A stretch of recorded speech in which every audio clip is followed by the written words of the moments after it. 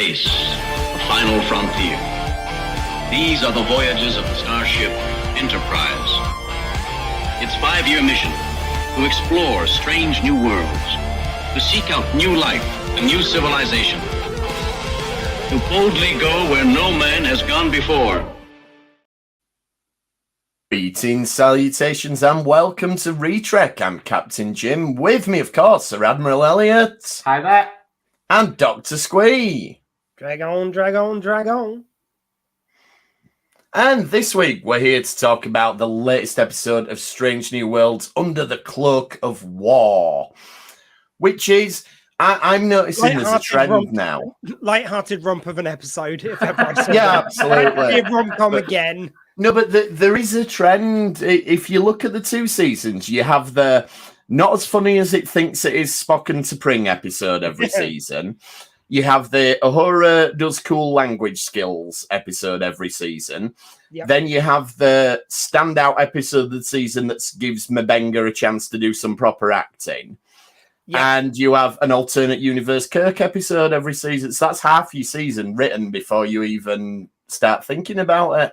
That's true. And oh man, yeah, what an actor. I know I say this all the time, but what range he has, he can play kind of light comedy, he can play this kind of like huge serious drama, PTSD. I don't think there's a shade of acting this guy cannot do. No, he's been fantastic. Yeah, throw it at him and he does it. Then you throw into the mix. Who do you throw in the mix? You throw in Clint fucking Howard. That's who. And not only I love Clint Howard, but but I spent half the episode trying to remember who he played in Discovery and if this could be the same character or not. Discovery. Yeah, he was in the season 1 finale of Discovery, so I was trying to do mental gymnastics and go, right, so that's a flashback, so it could be the same character, but I can't remember who he really played, so I don't know. Anyway, before we get into the episode, we have not just Trek news, we have Retrek news, specifically news about us. Whoa. As you were. Retrek news, there we go. Right. You can't talk without the banner there, come on. So, I'm sorry.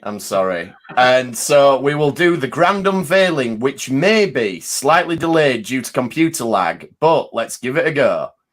So our big news is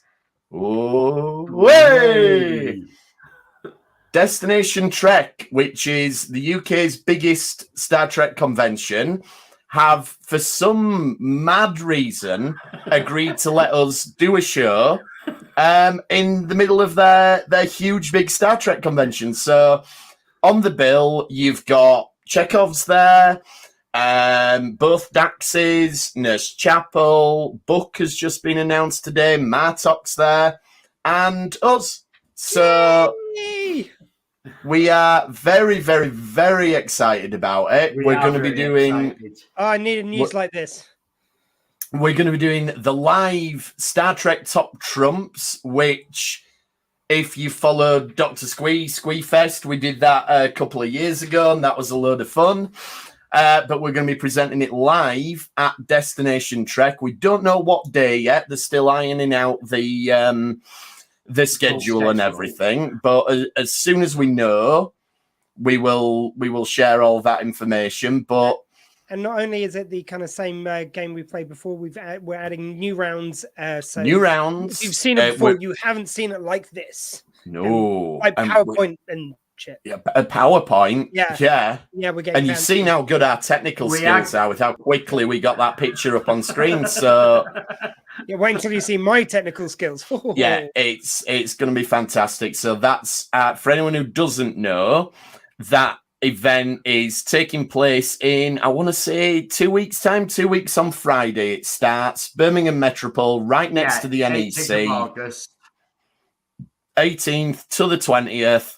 It's a massive 3-day event. I've listed off some of the Trek guests who are going to be there. I know I've missed some out because they're announcing them not quite by the hour, but they've announced about 3 in the last 24 hours. So just one thing, we will be having audience participation in our game. We will. We will. And we may have a couple of prizes for the people who take part. Unique prizes. Yeah. So if you are going to Destination Trek, come and say hi. We'll probably be at the bar when we're not on stage. Never. We don't drink, do we? Yeah, I mean, there's a chance. Actually, maybe not with Hilton. Quite. If you're listening, Hilton, if you want to throw us a drinks rider in there, and we will big up how great the Hilton is. Which I think it's a. After our game show debut at Destination Star Trek, don't worry, people will be, we will be the toast of the event. We will be having drinks bought for us. That's it. People will be buying in the them for hotel. us. Yeah, you're right. Yeah. You're absolutely right. So yes. Anyway, enough of us and our global stardom. We'll go back to talking about actual Star Trek now. So, but yeah, keep an eye on our Facebook group for more announcements, timings, everything as and when.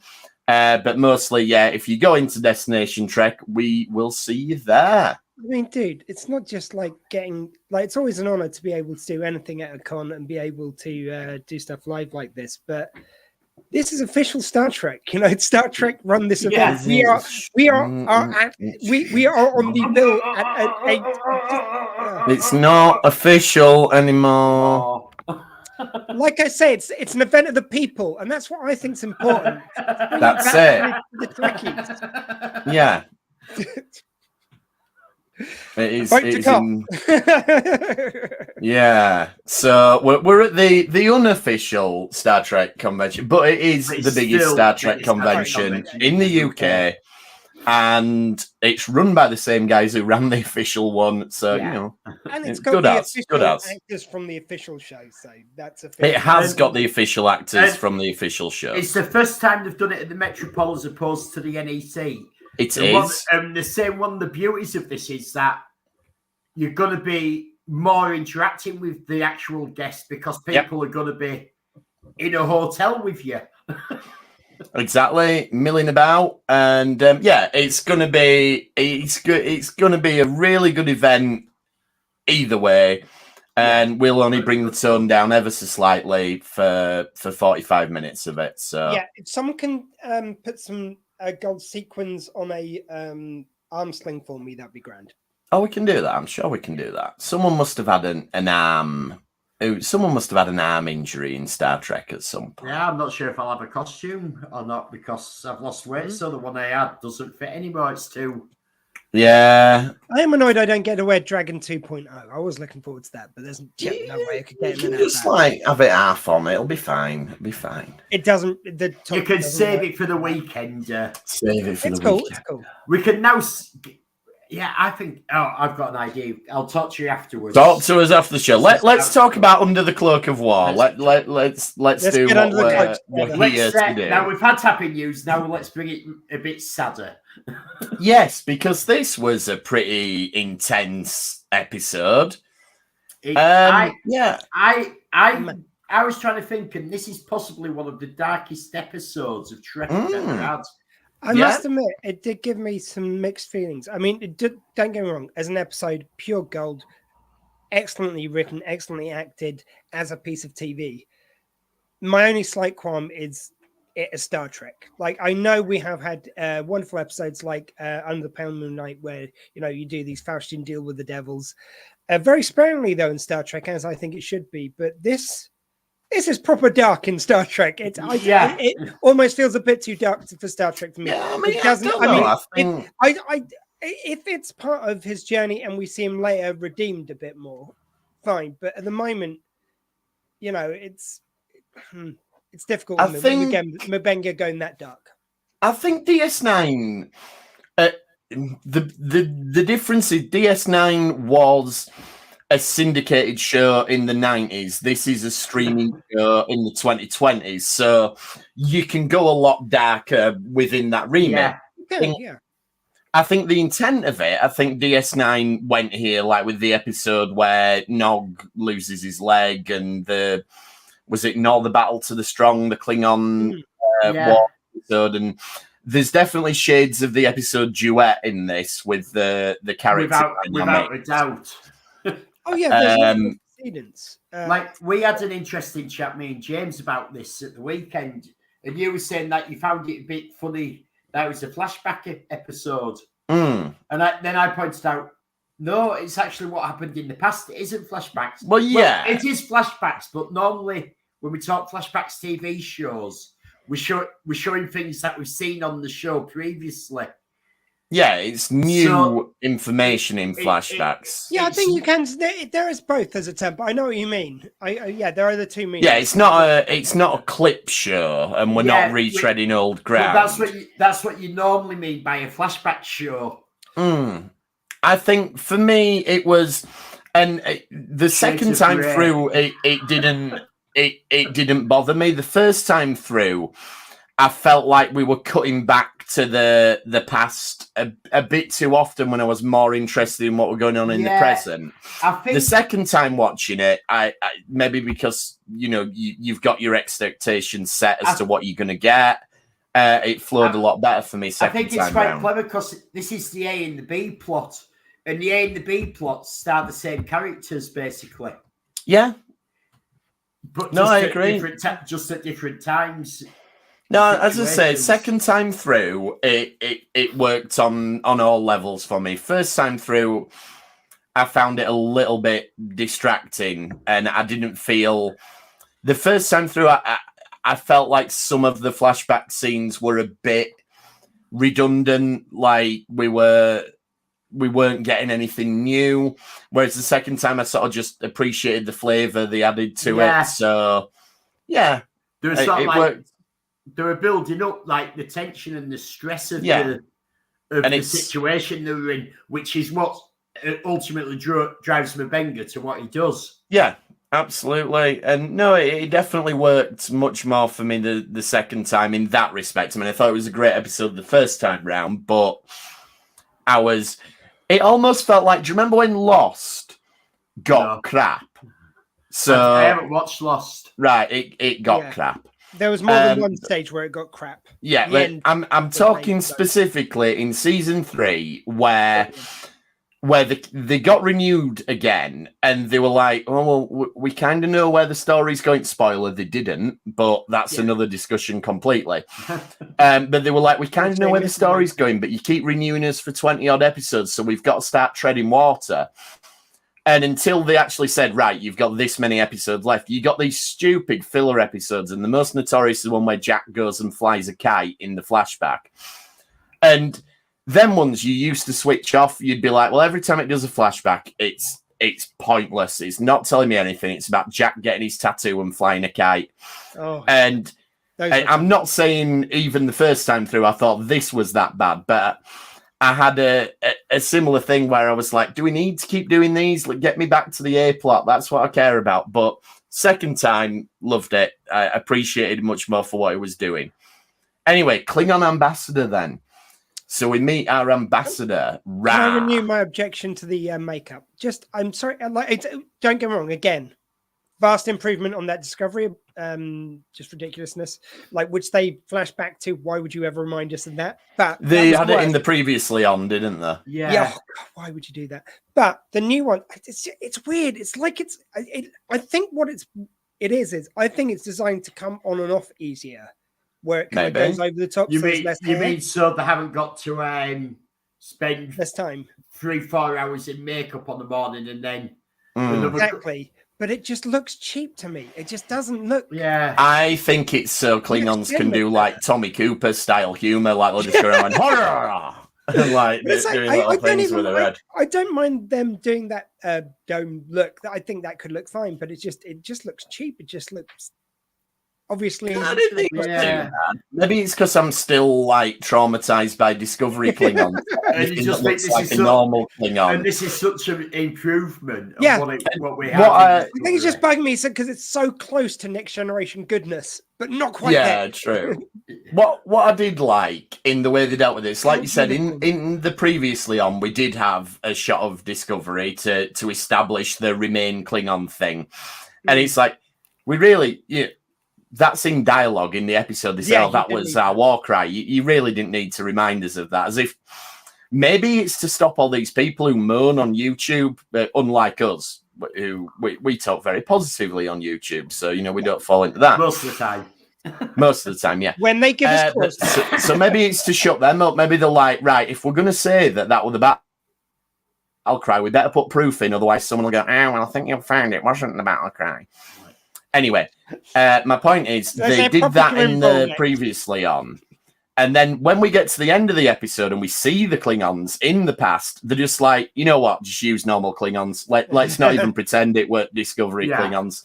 Yeah. And so it's the best way of retconning something, because it's retconning something by looking at the audience and going, yeah, we got that totally wrong. So can we just pretend that didn't happen? Yeah. We hold our hands up. We're really sorry that we ever did that. Can we move on, please? We're trying our best to put it how you want. Yeah, so even when we show we're not going to old apologize, Klingons, although we will never apologize for showing Klingon Nooks. We felt this was important. no, they would never apologize for that, and nor should they. Nor should they. But one bit of movie or TV history. It was when Star Trek were being really edgy and dark. It were like, we can do a PTSD trauma rape scene. Boom. And everyone went, oh. Okay. Anyway, so I do still think Discovery Season 1 holds up for what it was trying to do. I prefer how we've got Star Trek now. Timeline was nice. Yeah. But I still think that as a thing in and of itself was fine. I really enjoyed Season 1 of Discovery, and I was so happy to have Star Trek back. I loved it. I really, really enjoyed Season 2 with Pike, and that's led to Strange New Worlds, because a lot of us really loved Season 2 of Discovery. Mm-hmm. And can we leave it there? I think I can see where this is going. Season 3, I thought we quite enjoyed when they went to the future. For the Season 3 wasn't too bad. I enjoyed that one. Yeah, Season 3 was okay. And we'll leave it there. Yeah, there we will leave it. Yeah. Definitely. Okay, so we get the Klingon ambassador. He's on the ship, and we're getting these different reactions. So we're getting this thing of like Uhura's listing all his accolades. He's done this, he's done that, he's done the other, and Ortegas is like, but they called him the butcher of. I don't know why Ortegas talks like that now. What I do like is that Ortegas is explaining it to Uhura, and Pike makes a point in his log at the beginning. He goes, "Most of my crew were young." And never served in the war, but some of them did. Yeah, I know. Yeah, the ones who've been transferred on because the Enterprise was sent away. Yeah, and if you want to know the story of what the Enterprise did, read the novel The Enterprise War, or don't, because quite clearly what it is someone who has written a Warhammer 40k novel, and they've gone, "Can you make that into a Star Trek novel?" They've gone, "Yeah." Yeah, no problem. Are you just going to change the names? Is that all you're going to do? No. It will be totally. I will make it completely Star Trek. You promise you're not just going to change the name Primaris Lieutenant to Lieutenant Spock? No, I promise it will not read like a 40k novel, and it doesn't. So if you want to know what happened there, check that out. John Jackson Miller's not a Destination Trek, is he? If he is, I hope he hasn't seen this. Anyway, I'll see if he wants a game of Warhammer 40k. Something tells me he plays. Anyway, so Spock is trying to make a Raptor, but it's too hot. And I do like this undercurrent of, is this guy gonna snap? Like, it's like, because to all intents and purposes, at this point, we believe is this butcher, and we're being set up to think he's putting this on, like this is an act. And so there is this little thing of, he's made it too hot. Is the guy gonna? And I do enjoy the guy's performance. Don't think it's interesting that they have the little replicator, though. Yes, you see it replicating, and I know there's going to be a load of people who will complain at this. Mm-hmm. But they had cooks in the Star Trek movies. But we see them, they go to the hatches, don't they? They do. They got them out of the hatch, didn't they? So it's not like... Elliot, watch the motion you're doing on the camera there. That looked filth. Yeah, behave yourself. But yes, you're right. After dark just yet. I have no problem with it, by the way. I don't have a big problem with it. It's cool to see a little replicator. And you know what? If you want to headcanon it, they're really trying to impress this ambassador. So they've given him the special experimental tiny replicator so they can show off to the ambassador. And exactly. They had them, but they had them with little food chips before. They just had little... Yeah, you went and put your chip in and then the hatch opened. They were replicators already. There were replicators in the background. We just never saw it. Yeah, but you had some which worked on chips, some which worked without the little... What you've got to bear in mind is that we already have 3D printing technology. They have 3D printing, 3D food printers, so it's not unreasonable to extrapolate that they have this technology. Right? Yes, exactly. There are changes that have to be made that you have to go. Right, in the 60s, the communicator looked really cool. Our mobile phones do more than the communicators in the 60s Star Trek did. Yeah. Our mobile phones do more than the computers that they use to do the effects for Star Trek did. You know, it's crazy. Oh, it's that famous fact that the smartphones got more processing power than the moon landing did. Yeah. Getting back to the actor though. Oh, sorry. Yes. No, carry on. Getting back to the actor. Yeah, I thought it was a wonderful performance. Did you guys watch The Walking Dead? I've watched some of it. He reminded me of, I don't know if you got this far, but there's a guy called Ezekiel who had the kingdom and he had this lion. Yeah, reminded me a bit of him.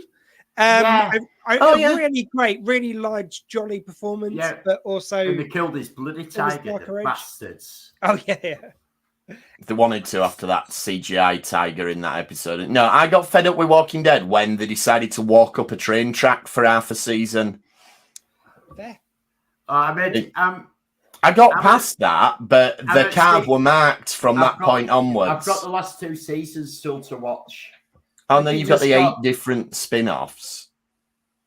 Yeah, they just launched another one. Maybe not. City of The Walking Dead. Yeah, City of Negan and Maggie, and then there's the Rick and Michonne show, then there's the Daryl show. It's like, why did you bother cancelling the original show? You've got the entire cast. Anyway. Let's not start on The Walking Dead. So, yeah, what I was going to say about the actors' performances, what I really like about it is he does sell this ambiguity and the idea that this guy's trying too hard.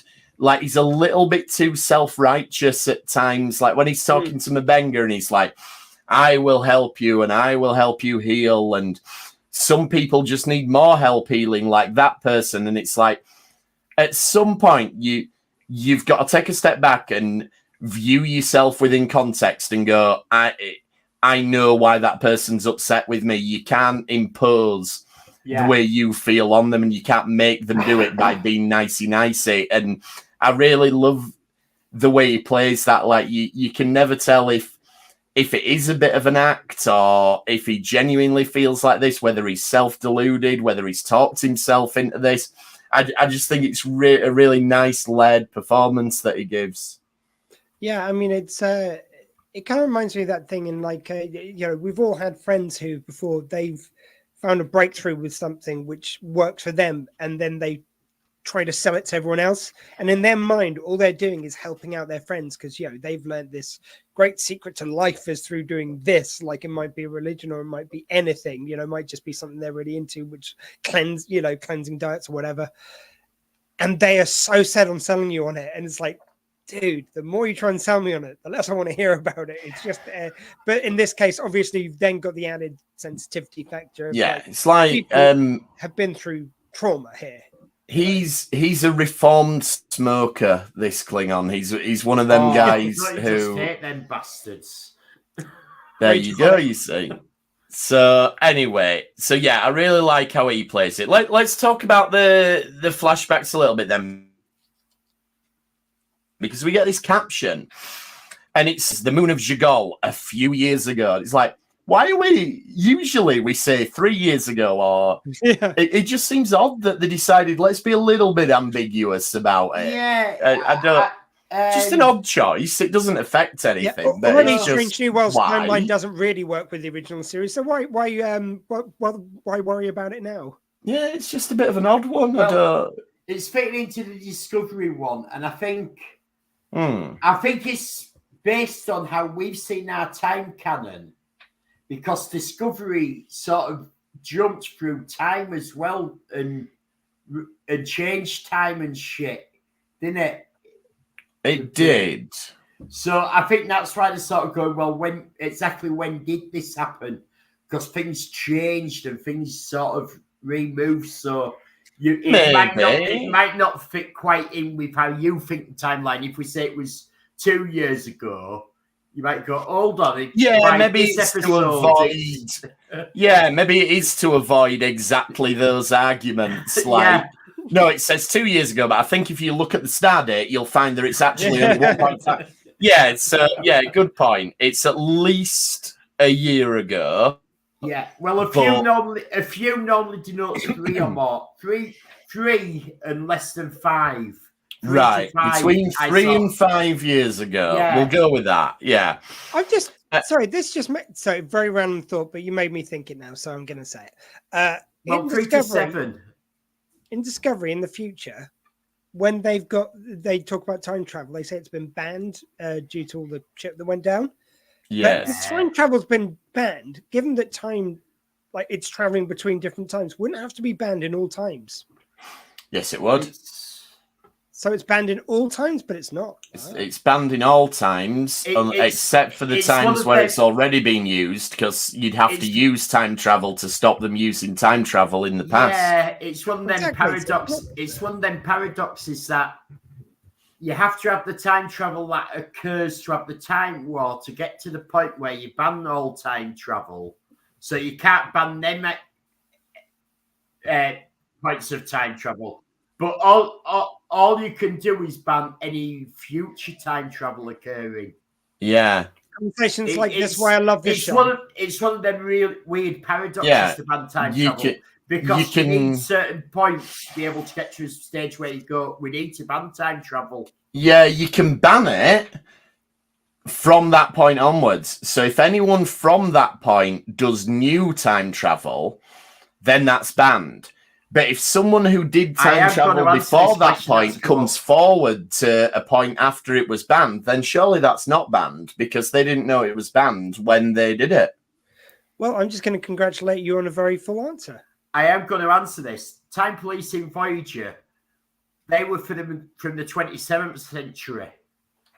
They were. Discovery jumped forward to the 29th century where time travel had been banned, which is after time police. So the time police were allowed to police the time before it was banned.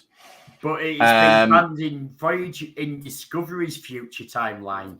Correct. It's like, I think the way you've got to think about it is if you go somewhere where alcohol is banned, but you're already pissed from when you were somewhere that it wasn't banned, they can't stop you being pissed because you drank that where it wasn't banned. If you cross the border to Saudi. So if you get pissed on the plane, you're already pissed, and they go, right, we've crossed into Saudi airspace, we can no longer serve alcohol. They can't go, you are no longer pissed. They don't come around and slap you till you... Yeah. Or maybe they do. I don't know. That only happens in Foundation. Right. I just like the idea that the chief of time police gets called into the mayor's office. He has to hand in his badge, his gun, your plutonium. Okay, here's your plutonium. Time rotor. And the spare one, the one you keep in your ankle holster. Yeah. And it's Jean-Claude Van Damme because he's a time cop. So there we go. In fact, that's who you need. You need Jean-Claude. Anyway. And I will open the time vortex with my kickboxing. Yeah, well, he does, doesn't he? He does that split sink kitchen. Yeah. Good is that? Actually, it was rubbish, wasn't it? But anyway. Right. Okay, so stuff that's going on in the past then. You have this thing where it's, he's too injured, but we can store him in the pattern buffer, and this comes into play later on. And I'm just off to say that Scotty read these reports and he thought, that is a fucking great idea. Yeah. And he remembered it in Relics. Yeah, he was just like, just don't delete it, because that don't work out. But the storing it in the buffer bit, fine. You say that's the bit that Scotty never tells you, is that he actually set the other guy to delete to give his Oh yeah, that's a good point. Yeah, Scotty's you snooze, you lose, laddie. We've got an interesting comment here, and I'm trying to think if we can think of any. What? Oh, go on then. Your Mega. I just don't like that we don't have German representation in Star Trek, like at all. And I'm trying to think off the top of my head, and I can't think of any. That's a very I'm willing to say the word for it. And it's quite amazing because in Europe, Star Trek is huge in Germany. It is, yeah. That's a very. I feel like there must be, but I wonder. Certainly no main characters. They've done them as villains in TOS, and they did it in Enterprise, but as sort of like Germans as a character. I mean, obviously we're ripe to do it now, and kind of for a long time we have been. But I mean, I could imagine, not that Gene Roddenberry didn't want to do it, but probably the network stopped using Germans just. Maybe it was still a bit of a. It's like interesting because, like, Star Trek is probably the second most popular country for Star Trek is probably Germany. No, but I reckon at the time it was probably. I reckon he was. They probably sort of struck a deal. It's like you can have a Russian, which like Russian tensions were very high at the time. Yeah, you can't have a German. I wouldn't be surprised if that in the original, but I mean we've got no excuse ever since. No, God no. Yeah, that. Certainly not a main character. But yeah, I can't even think of a character who's hinted at having any sort of Germanic heritage. No. That's a really interesting point. And this episode doesn't do anything to address it. So we're not going to get out of that one. Though. We can't help with that one, Yo Mega.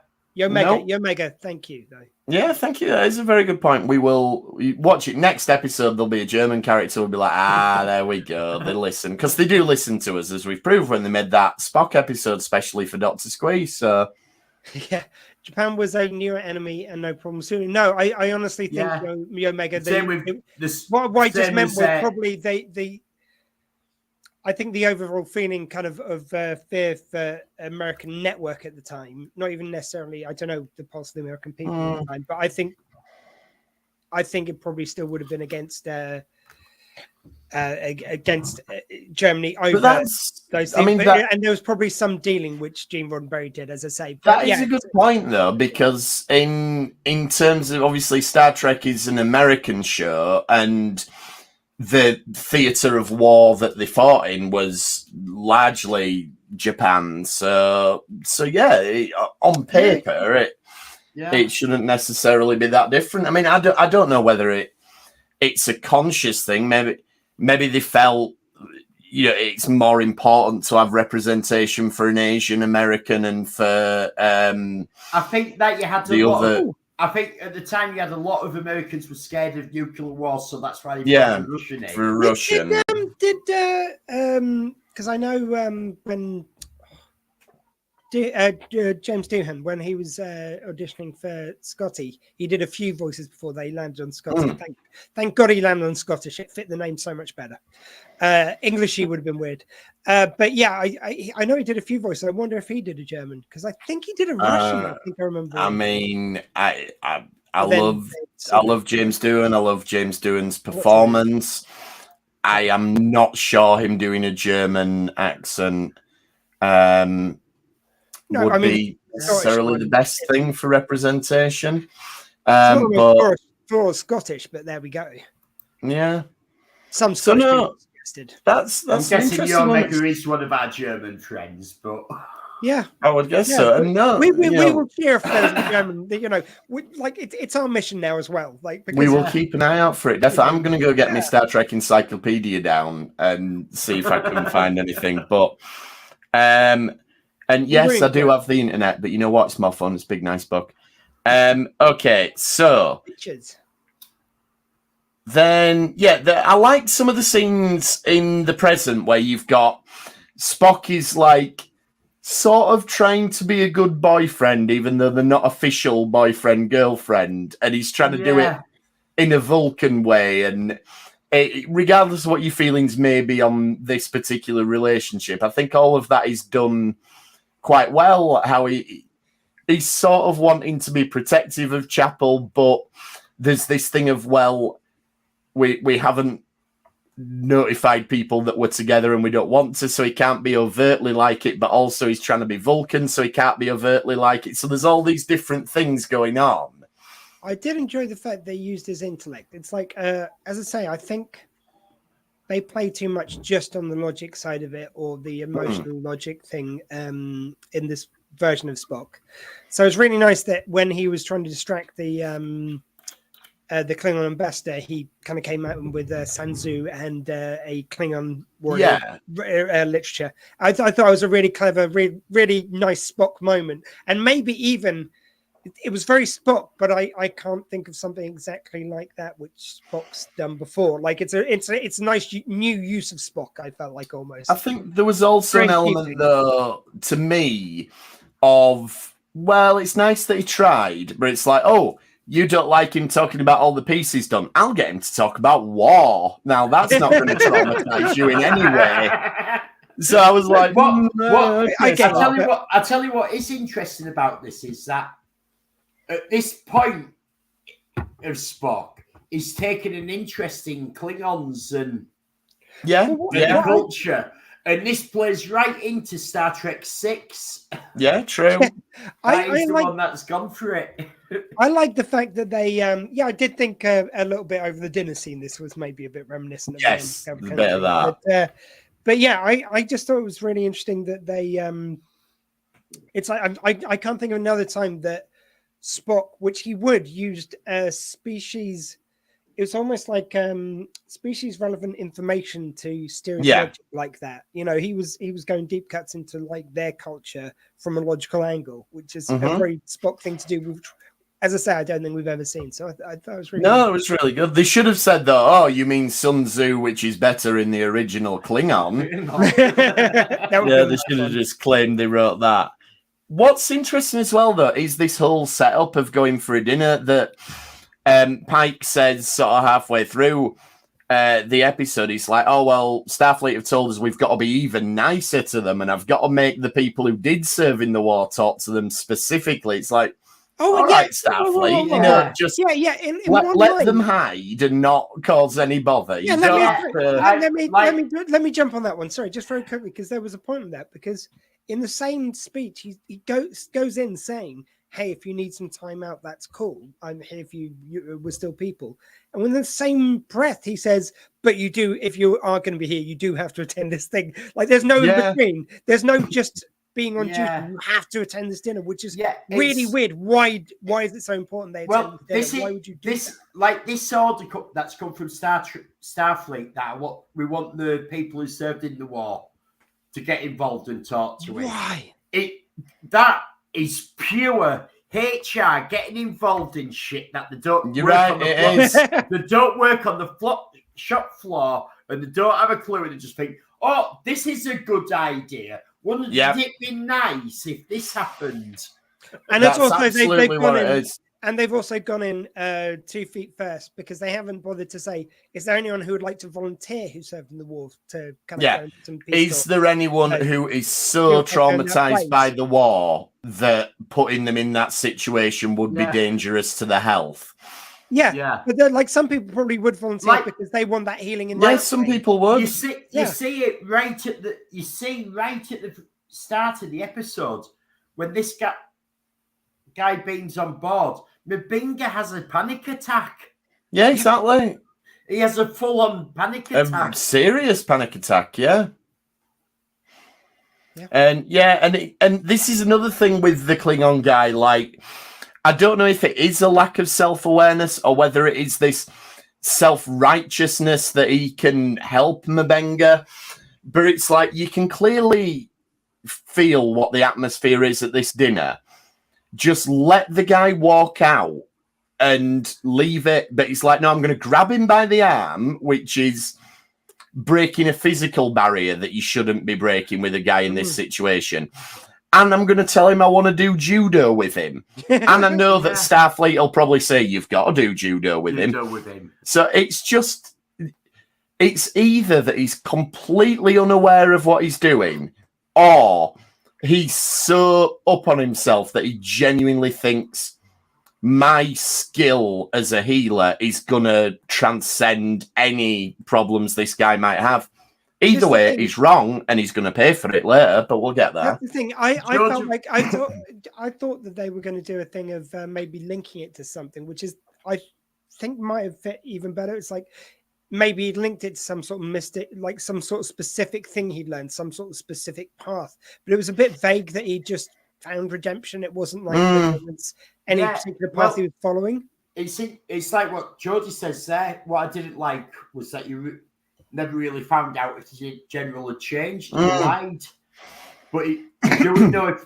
But I thought he had changed, but he lied about that fact to try and sell this new idea of peace. Yeah, I got the impression that he believed in the cause that he was espousing, but in order to be taken seriously by Klingons to do that, he had to lie about his past so that he could create this narrative.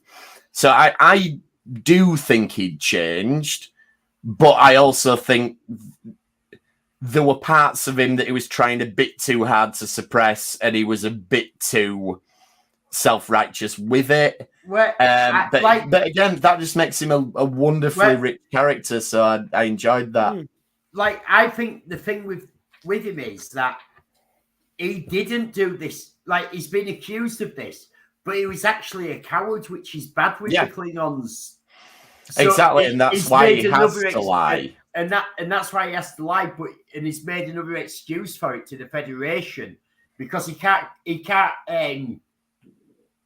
go back in his own head. He can't go back to the Klingons because he's a coward. He's that's a good point. He's defected because of dishonor, because he's dishonorable, and then he's lied about why he's defected. You're right, yeah.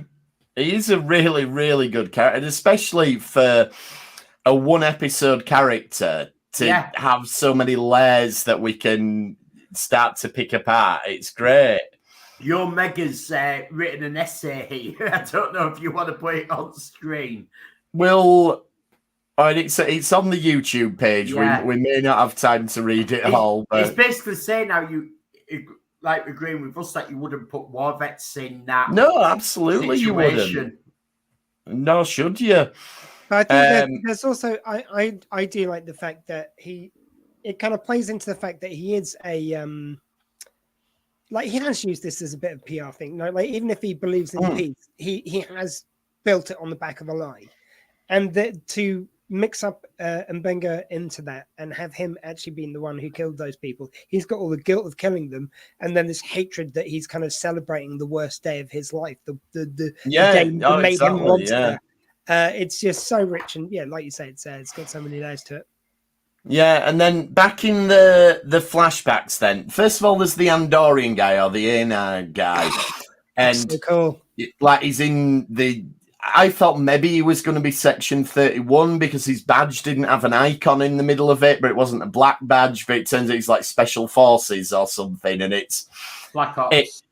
Ops, and we have had all these things about Mbenga, and it's like, oh, have you got the special drug? And we need the ghost. Like... I love the look of this. It's proper like old school looking Andorian, which I really like. No, it was really cool. And we get an explanation for what that drug was. It's pain inhibitors and adrenaline. And you know what? I'm happy that it's just that, and it's not something where there's going to be a massive season-long conspiracy about what it is. It's just a performance enhancer, and that's it's that. Adrenaline and painkillers, and I'm happy with that. It's not space magic. Yes, me too. And I'm also happy it's not, space drugs. We got this from the body of Zephram Cochrane after he was sucked through a wormhole by Apollo. I'm glad it was nothing like that. And he'd been making out with the companion for 100 years. Exactly. So, and then they gave birth to the first Q, and then they milked it, and this is its milk. And then, so then we get the judo, and it's like this one's on Mabenga a little bit. It's like, you shouldn't have agreed to this, Mabenga. Like, I think he probably wanted to look the guy in the eye and get a feel for him, and like, why is he taking credit for it? Yeah, that's right. It wasn't, and like the point that I knew there was the first time watching it, that there was something really dodgy about the Klingon guy. What he was saying he'd done was when Mabenga asked what the names were, and he went, they were just nobody, because the Klingon would have known everyone's name. Yeah, true. Yeah, I thought that was perfect. Sorry. We know what the magic potion is. Klingon spit plus Gauntlet Vulcan nipple juice equals super soldier serum. Yeah, thank you. That'll do it. There's the recipe. Also, a lovely cocktail. Yeah, that's it. That was the missing ingredient from what Mariner was trying to make last week. So you do get this judo thing, and it's all very tense and everything. Yeah, and I think it is an extension of that whole thing that Mbenga says earlier about he won't keep me from the captain's table. I don't think Mbenga wants to be the one to say no to anything. Like, that would be backing down. That would be sort of admitting a surrender of some description, and he can't do that. So even though he wouldn't seek out situations to be around him, he doesn't want to surrender anything by not being there. Not like every bit of his Starfleet duty he's going to do in spite of this guy. I think he also kind of wants to see, like, I know this guy is... The official story is that this happened, but will he lie to my face if I ask him about it? Like, if I ask him, did you kill your men? Is he going to look me in the eye and say it? At this point, the first time watching, I had no clue where it was going at the end. No. But all the things that the Klingon guy said was suddenly, hold on, you don't know. You're lying in some way here, because exactly. You can't name names. You don't know who fought the strongest. You know his family to 100 generations if he'd been the hardest warrior you'd fought as a Klingon. Yeah, it's one of them where on second watch it does all take on a different meaning. Yeah, it does. Mm-hmm. And then we get like back in the flashbacks, you do get this almost ridiculously sort of macho action scene where it's like, they've established that he's mates with this guy, and he's talked to him about, well, we have to fight so that our families can have peace and everything. And that's great. And that answers the question of sort of how did Starfleet justify a war kind of thing. Yeah. But then you get Mabenga and he takes the knife and he's like, I'm going to go kick off. It's like in 24 when Jack's like, right, I've had enough. Speaking of which, I've been watching that real-time Idris Elba hijack thing. Jack Bauer would have had that sorted in 2 episodes. 7 episodes it's took Idris. I was about to say, getting the knife is going to be a bit like the Meg 2 with Jason Statham and the samurai sword. Oh, yeah. Sorry, just very quickly, is that show good? That sounds, it's decent, yeah, but Jack Bauer would have had it. He'd have cracked the case. The one time Jack Bauer was involved in a plane hijacking, which he did, the plane were back on the ground by the end of the next hour, is all I'm saying. Come on, Idris. Does Idris even have a Chloe? Because if not, he hasn't. He hasn't got a person. He hasn't got. Yeah, exactly. He's got no one to go. Damn it, Chloe! You need to get me there. Yeah. So no. Anyway, but no. Yeah, it's worth watching. Anyway. So then we get the confrontation between Mabenga and Ra again right at the end. And yeah, I did not see this coming. No, it's like, this is like ultimate curveball.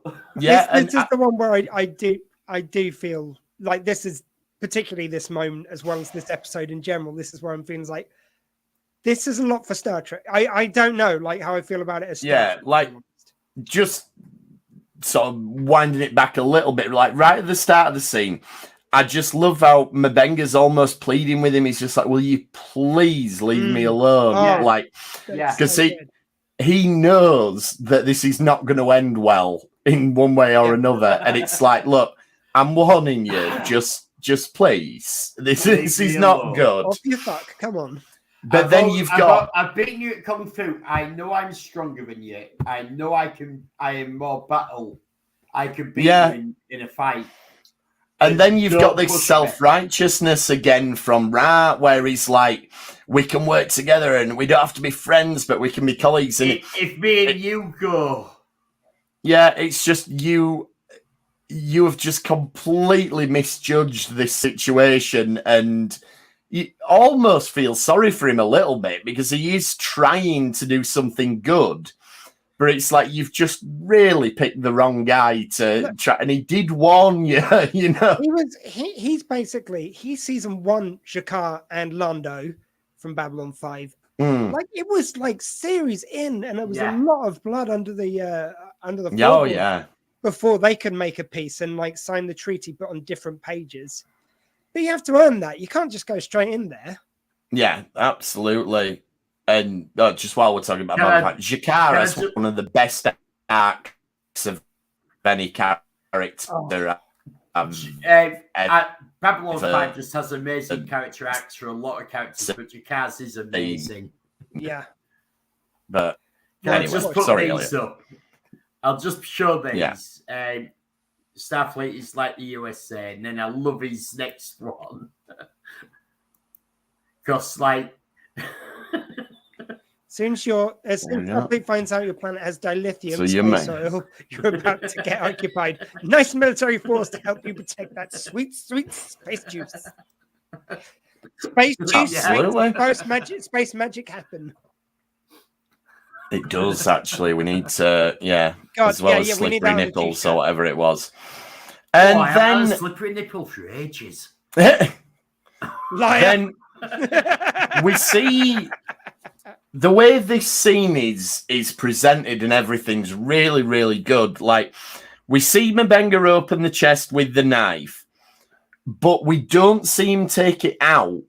And then we cut to this view through frosted glass, and we don't see exactly what happens. We see that there's an argument and a bit of pushing, but we don't see who draws the knife. We don't see... Who starts if he actively stabs him. I think it's done so well. The only thing that spoiled it for me to some extent, and it may be just the way my cinema brain is not going fast enough, is we've got kind of a point of view shot of Nurse Chapel, and it appears that she's seen what's going on through the frosted glass. And then as soon as the stabbing happens, she's in the frame next to M'Benga, and I'm like, well, how did she get there so fast? She must have had to go round whatever the frosted glass was. Do you have transporters? She's an instant transporter. There's transporters in sickbay. That's all right then. If it's an instant personal transporter that has no transporter effect to it, then sickbay has transporters. Yeah, and it has to have them for medical emergencies. Okay. So you can beam about around sickbay. So it's not just a quick edit. Okay, that's fine.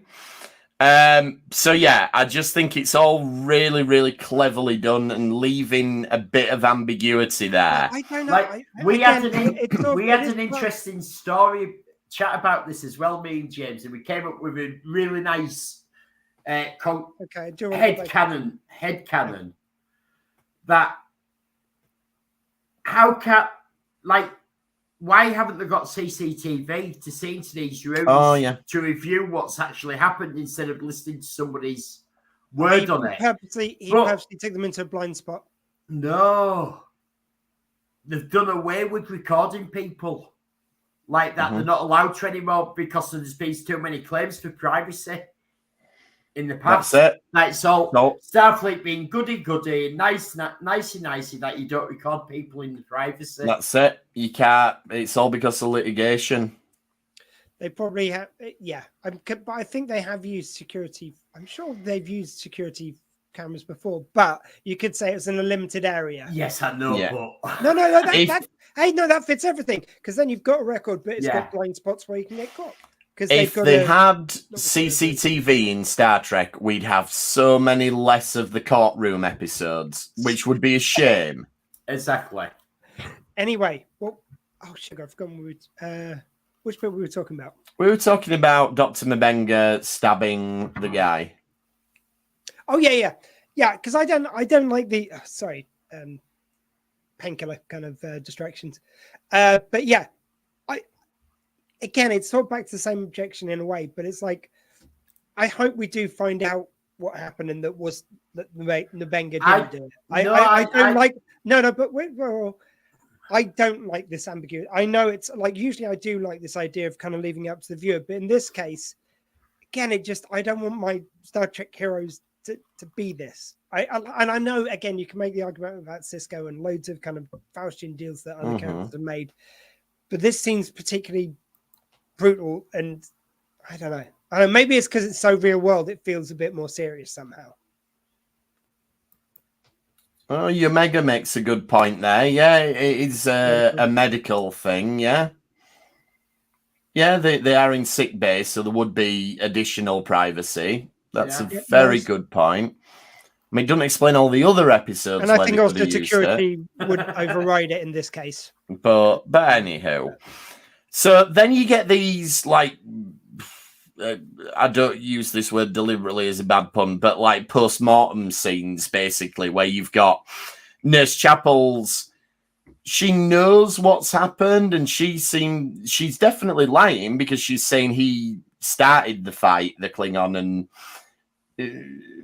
did he? I think Mabenga was kind of Nurse Chapel the instigator, or it looked like he was. It seemed to be the instigator of the physical side of the fight. I think it's the bottom line is Nurse Chapel is 100% stuck up for Mabenga. Yeah. I think she's stuck up for him because they went through shit on Jagal. Yeah, absolutely.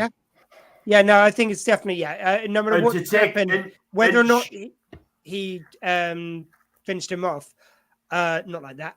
Whether or not he finished him off, I think she was definitely shining on there at the beginning. That I'm not sure.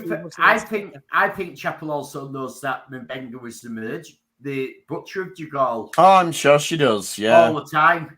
That's quite. Yeah, I think she knows that. Because she took the same serum as him in episode 1 of season 2, and she said, "Is this the last time we're doing this?" Yeah, no, I think she's done this with him. Oh, she was definitely aware of that serum, but it's I didn't think about it, but I think that's very possible. Yeah, she's like the hit girl. Actually, no, she did know he was going in because she took the serum, but he told her not to beam him out until the absolute last second. Yeah, he did.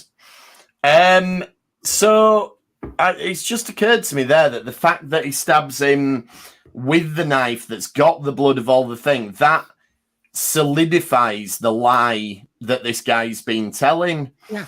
So I wonder if we'll touch on that in future episodes, that this guy will become like a martyr and a paragon of peace, and it'll inspire lots of good things. And how will Mabenga feel about that? It's ironic that he has done more to advance this guy's legacy by killing him with his own knife. This is an interesting as long as one. they're going back to it, as long as they're not going to leave Mabenga in that place. This is an interesting view on it.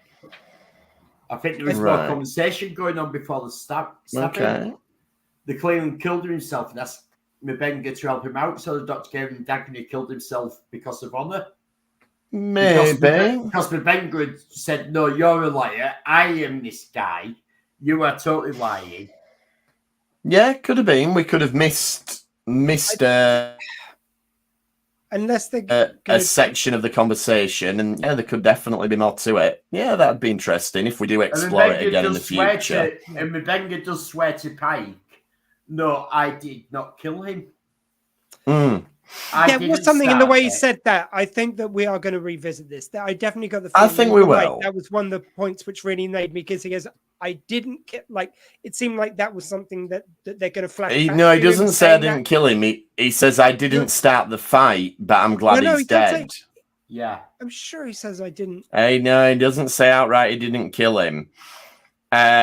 And this, to me, raises something... Isn't that one of the questions which isn't about starting the fight? I'm sure there's like about stabbing him or something. I'm sure there's a line. There's something. Maybe. I mean, I'd have to rewatch it, but that was the bit I remembered. Yeah. And this, to me, speaks a little bit... I think they're doing something subtle with Pike that, you know, we see him as this brilliant paragon of the Federation, and I think what they're establishing is that how true he is to Federation ideals is something of a character flaw.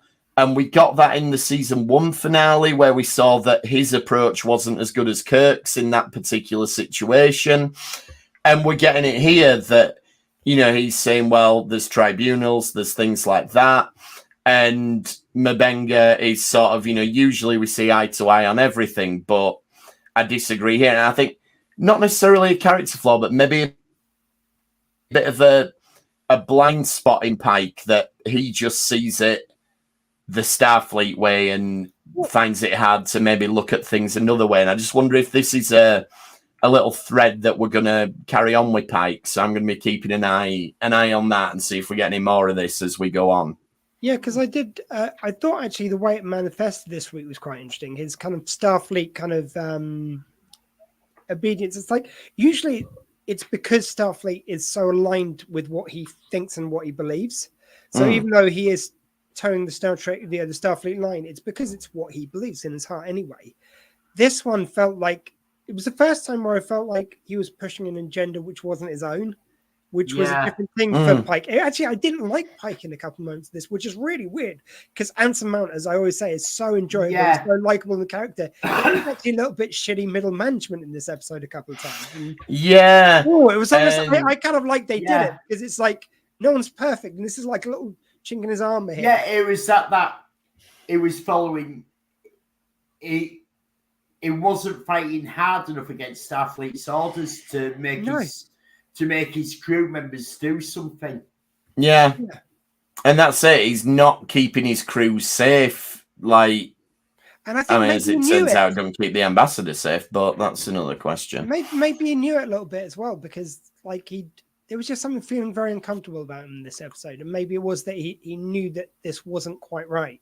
That he was caught between wanting to actually prove that Starfleet can make peace with anyone, and the feelings of his own crew. I think he was maybe a bit torn here, but it just it felt like the first time that Pike wasn't being himself. It wasn't. It was following orders because he agreed. Yeah. He agrees with the ideals of Starfleet, which is, and Ortega says it, and so does Nurse Chapel.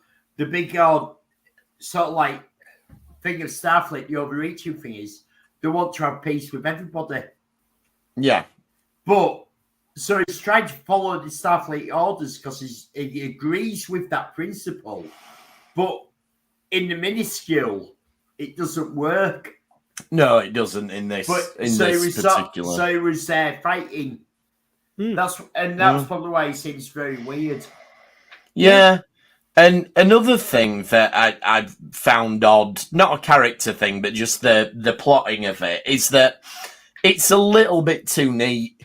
Like, Lance completed a report. There might be an inquest, but don't worry. It's like a big ambassador who you've been told you have to keep has just got killed.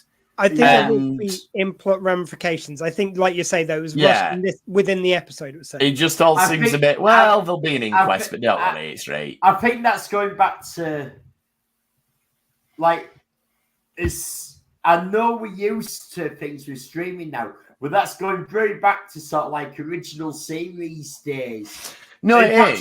TNG days with episodes where it all has to wrap up and finalise. No, it does. And it's very traditional TV.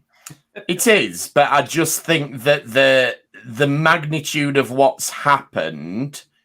giving it a minute in screen time. Yeah, and it's just a bit too... Well, there'll be an investigation, but don't worry. Maybe next week, M'Benga will write an opera about it. That'd be good. See, there you go. You know what I find really batshit about this? And he could sing it all to us. Now, I know.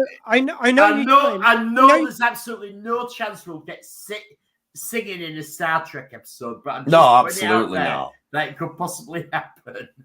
You never know. But what's truly batshit about this is, I mean, and I get you want to put different episodes next to each other, but you've got fun crossover, partly animated hijinks in space to do with some fun old-fashioned time travel with portals and stuff. Then you've got torture, war. We've got PTSD, and then musical. It's a bit of a weird roller coaster we're going on in tone here. Is what It is, yeah. And I'm just thinking another really good point. We should. The writing 100% was too slapped together. They could have spread it out over several episodes. Yeah, they could have done. Yeah. So you'd learned who the general was before. They could have done, but again, more it's out of the general's story. It would have been nice to have him peppered in a bit more. Yeah, maybe so. But again, it's Strange New Worlds isn't that show, is it? So you had the earlier episode with Klingons in the series. You could maybe you did. You could have had him. You're right. One you could have had him there. Yeah, there was a natural point to do so without. Yeah, you could have done. Anyway, let's see what happens next week and stuff. Like, let's also remember this was filmed over COVID, so you have actors availabilities when you can get them in. Yeah, it would have maybe been nice to have him cameo somewhere. I don't know. I mean, for me, it worked. It's one of them. I think it's a great episode. It's very dark. There's a few things that it'd be nice to have a bit more. And the ending is brushed under the table a bit too. It is TOSTNG.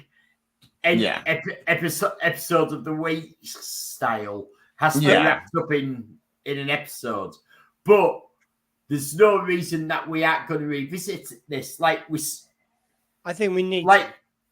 We saw in episode 1 the Benga and Chapel take the serum, so they could fight the Klingons. And then we thought, oh, where's that come from? And we've totally forgotten about it till now. I knew that there's no reason. No, but there's no reason why this can't be addressed in season 3. Absolutely. No, I think certainly more of it. I think certainly a stunning hour of TV. Like I say, it was really. This is dark. This is darker than I cared Star Trek to usually get for my personal tastes. I think it would be very enjoyable though if we do revisit it, ideally before the end of this series, because I just want some. Wait. Just because I want some closure on the storyline, just for my personal feeling. I'm not saying we're gonna. I'm just saying I think it would have been nice because. Well, we've got a few episodes, like 2. Okay, so why can the last episode be because they've had quite an arc on PTSD in this series. There is. I mean, remember we've got the lingering threat of the Gorn out there. Yeah. So I wouldn't be surprised if the ghost has to make a reappearance if the Gorn need taking care of. But I think certainly it's I think after we've had a resolution to Mbenga's kind of pain, which he's still very much in, as is Nurse Chapel, I think I'll feel a bit more easy about this episode because it is just so painfully dark. Isn't it really interesting though what they've done with Mbenga? Because season 1, he was such a soft man and he was all about his daughter and really gentle. And now we've got him is this kick-ass war hero. Oh, that's how Still Waters Run Deep, which I really that's like. Just made me realise there's an irony to him deleting that person in the pattern buffer because he does that to someone, but then keeps his daughter in a pattern buffer, so there's no way he didn't think I killed a guy who was in this situation and now I'm using the exact same thing to keep my daughter alive. How did we not pick up on this before? That's genius. I don't know, that just occurred to me there. That's why I think I was going to say, just to tag up on what Elliot was saying as well. I think what is so good is it is a new side we're seeing to the character, but it's so in keeping. In the first series, we had enough nods to the fact that he was a deeper guy and that he had more going on, more kind of pain maybe in his past. Like you've got the feeling of that, enough suggestions that when they reveal it now, it doesn't feel like completely sprung on you. They had to do some texture work on it, but it's still a huge surprise to know all this about his backstory. Yeah. Yeah. That actually, I hadn't thought that's how he keeps his story alive. Yeah, that's good to me. Genius. Yeah. And that's a hell of an Easter egg. Fucking Scotty didn't invent that. No, exactly. Anyway, I think we'll wrap up there then, and we've got the musical episode next week. But if you want to, I saw a screenshot. No. And it was really good because they had Paul, I can't remember his surname, who plays Newkirk. Paul Wesley. They had him in a gangster suit. And they were saying, like, if he's not in this musical episode singing Rocket Man with a cigarette in his hand, they are missing a serious trick. I think that might have been. I think that might have been Jeremy from the Star Trek Wars podcast who put that one out there. I did see that, and I just thought, they are missing a trick if they don't have him. That would be very good. If they don't have him singing Rocket Man in a musical episode, singing it like I'd sing Rocket Man. Now, I think I'm amazing. William Shatner thinks he's amazing. Let's leave it there. Yeah. And Elliot makes William Shatner look amazing. No. So, musical episode next week. If you want to get in touch with us in the meantime, we're at RetrekPod on X. We're retrekpod@gmail.com. Elliot's got Retrek Model Studios on YouTube. And Dr. Squee, what have we got going on with the Dr. Squee show? Oh, and you've got your toy box. I've got my Kingy's Toy Box YouTube, but nah. I would like to say that I have just had some new models delivered. Oh, there we go. I have got the Stingray Titan submarine. Yeah. And I've got the Mark III Viper from Battlestar Galactica of Chrome and War. Yep. Right. Well, just quickly, I don't have anything set up for the show just yet, but so I think I've just perhaps got to the stage where I could actually conduct an interview for an hour because painkillers and pain can be slightly. You've done well tonight, mate. You have done Honestly, very well. there's been a couple of times I felt like I've completely late, so thank you. That's good to hear. It's all right. We've got this injection that's adrenaline and pain suppressants, so if you need a bit of that. It's made from. You don't want to know why it's made from, but no, absolutely not. I think I said last week on the show, I was on the roadside. They injected me with morphine 3 times. I'm going, when does this stuff kick in? When's the space magic kick in? Nothing. It didn't even touch the side. Anyway, Dr. Squee, my bloody plug. Fuck off. The Dr. Squee show. Tuesday, 7 p.m. I'm only kidding. The Dr. Squee Show, Tuesday, 7 p.m. to 8 p.m. SW20radio.co.uk, drsquee.com. And I just want to very quickly say thank you so much to people who've donated to my Just Giving or GoFundMe. Really has made a huge difference in a difficult time. It's made us from a literally financially impossible time to just a financially really difficult time, which is amazing. I know that's not meant in any nasty way. That's great. And just, it's difficult. Difficult we can deal with. Impossible is a bit more difficult. So thank you, everyone. Thanks to Kingy for setting it up. Sorry, Ellie. I was only joking about fuck off. No, I pressed buttons. Came off way harsher than I meant. I pressed the wrong button. You ever say something you go, whoa, I didn't mean it like that. And just to remind everyone, we will be attending Destination Trek. And we will be doing Retrek Top Trumps. So if you come in there, we will see you there. And thanks for trekking with us this time. We will see you next time on the Retrek. Thank you and goodbye. LLAP.